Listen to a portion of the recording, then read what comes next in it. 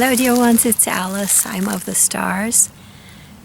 I'd like to talk a little today about a book called The Solar System by Lieutenant Colonel Arthur E. Powell.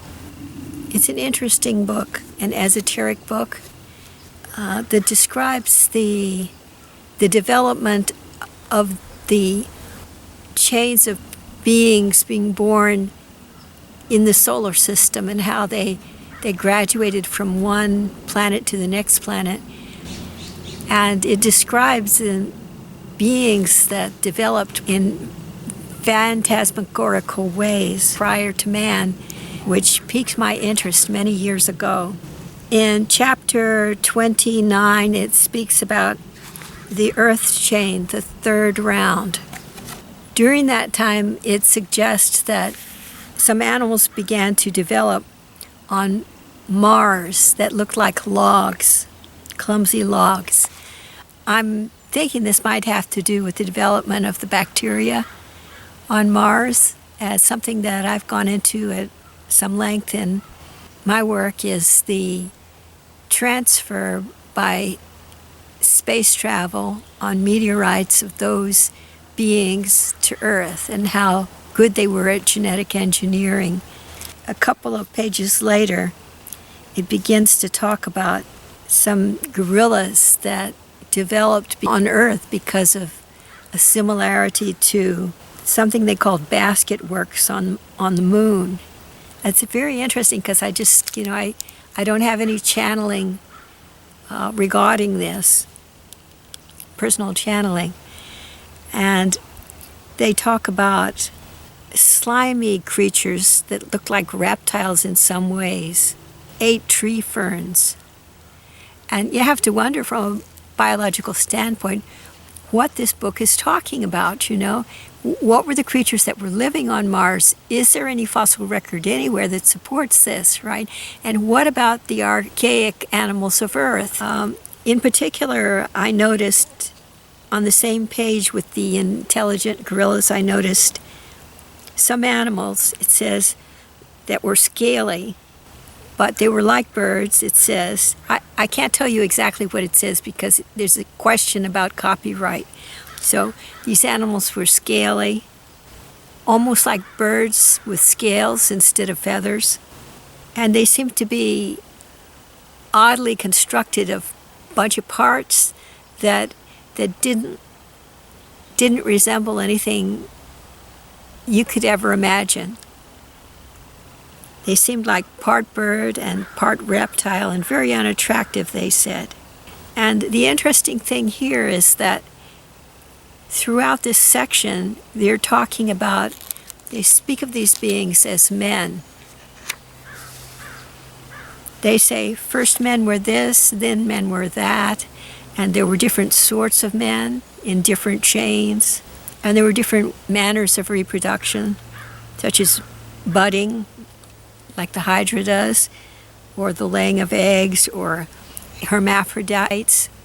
These methods are all known on Earth, but in what we would call animals rather than men. It's not clear in Lieutenant Colonel Arthur Powell's work what he means by men. But the impression that I got is that what are now known as men assumed many different forms in many different ages past, and also came from the moon or from Mars, or I don't know if he says it, but we light workers say also from Venus and other places like Saturn.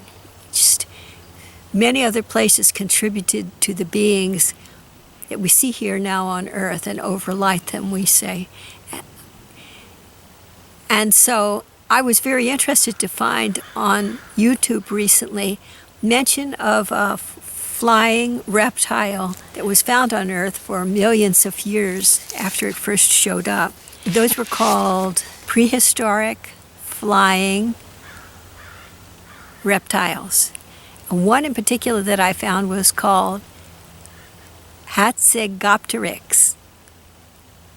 Some of these flying reptiles that existed in very ancient ages became very large. For instance, this Quetzacoatlus that I made an image of, if modern man were standing beside it, the top of the head of a grown-up would reach about to the shoulder of Quetzacoatlus. So they were, twice as tall as people, and their front legs folded out into huge wings that they could fly with from island to island in the European island continent that existed at that time. And then they could fold their front legs up and walk on all fours. And they had giant, huge beaks. And so they only just in recent years found the fossils, which were amazingly durable. And that's why they found that particular type. And now there are lots of YouTube videos about it, about Quetzacoatlus and its relatives, with all kinds of fanciful colorations of the beak and of the top knot and of the body. From the way that the solar system book uses the word man, I get the feeling, just a deep feeling, that Quetzacoatlus is man, not yet in present day form. Even the feeling that Quetzacoatlus may have been me. So I did a video that shows what it might look like to encounter myself as this very unusual form in a much more ancient time of the evolution of my soul in our solar system. And it looks a little like this. So there am I, looking up this very giant Quetzacoatlus, me, you see. So there's a chance even that in the future ages on Earth, if the form, the human form that we now know, with all the subtle bodies and all the chakras, is a very carefully crafted form that allows us to deeply experience life on Earth while retaining an understanding of God's will and the divine consciousness. If that form were to perish, there's a chance that what we call humankind might incarnate in a completely different future form. Isn't that an interesting idea? I think that the book only describes beings that have existed in the past. And the really interesting question is, what might humankind become in the future, billions of years from now, when Earth is no more than a cinder and life has moved on to the outer planets in our solar system? What form might our consciousness and our awareness embody in those other planets? And on after the end of this solar system, on to another solar system,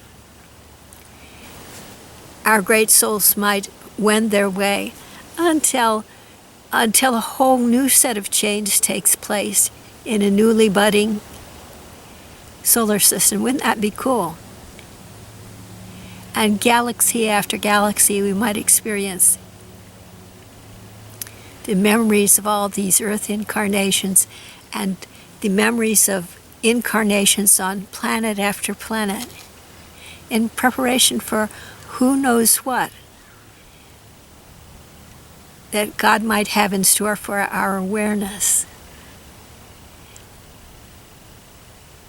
Well, that's the question of the hour.